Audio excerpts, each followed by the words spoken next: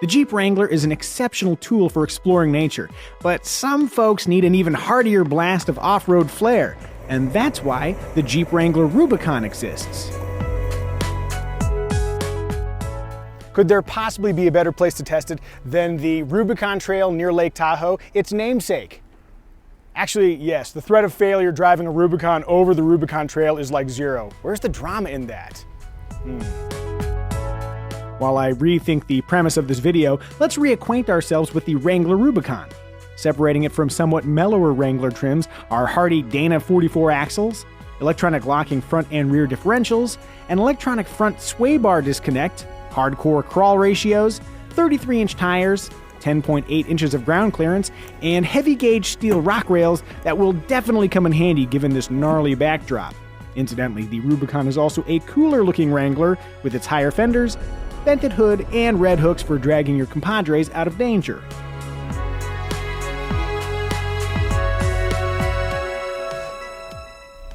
The big takeaway is that the Wrangler Rubicon is more than capable enough to conquer the trail for which it is named.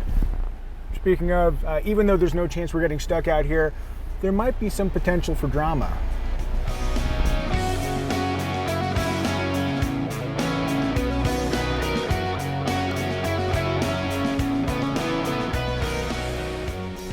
A lot of the events we're driving through, if you were to do that on your own, just like one section, that'd be like, man, we did some gnarly off-roading. But this is event after event after event for like, how many miles is this thing? 18. Off-camera voice says 18. Now back a little bit. There you go, right there. Keep it coming just like that. And now all the way. What's great about driving in a line like this is that you get to see all the mistakes the guy in front of you makes, especially if they're the kind of guy that's prone to mistakes, and then you get to avoid those. Or repeat them and know that the Wrangler will probably pull you through anyway.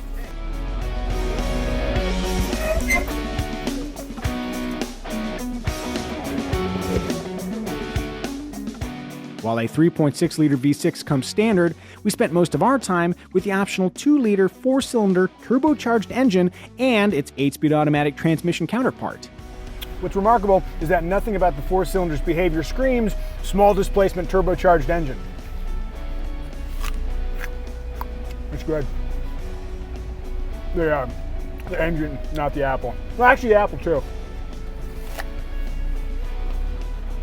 Turbocharged engines sometimes struggle to make power at low RPMs, but even in constant Rubicon slow-mo creep mode, power delivery from the direct injection 4-cylinder is immediate. Granted, the Wrangler's stupendous crawl ratio helps amplify available power, and partial credit might be due to the 4-cylinder's e-torque mild hybrid system, which improves fuel economy and launch performance, but the fact remains, 4 cylinders or 6, the Wrangler is powerful enough for that sweet Rubicon life. By the way, if you care, the 4-cylinder is more efficient than the V6, though I'm not sure that matters much when you're buzzing along at a grueling 1 mile per hour. And now, here's some footage of our camp, plus a fade to black, indicating that day 1 has concluded. Good night.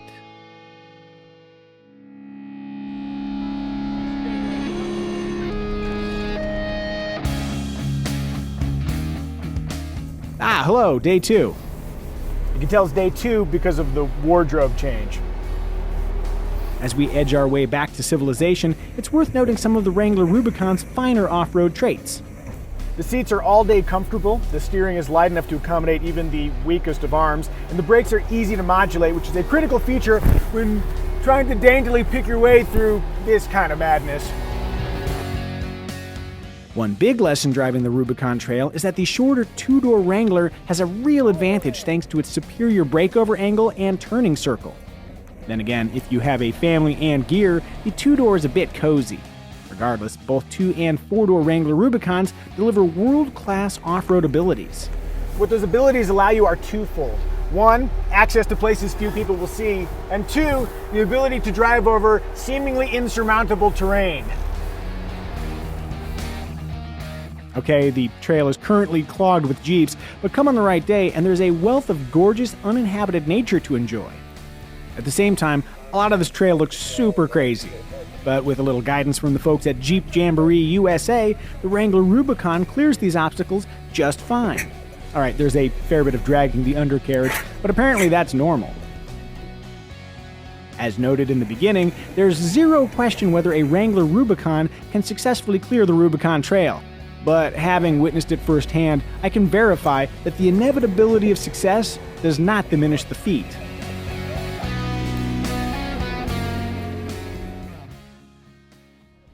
For a vehicle anybody can buy at the nearest Jeep dealer, the Wrangler Rubicon is an outstandingly capable off-roader. If you need proof, come drive the Rubicon Trail. And if that feels like a little bit of a gimme, Rubicon, the world is filled with trails to explore.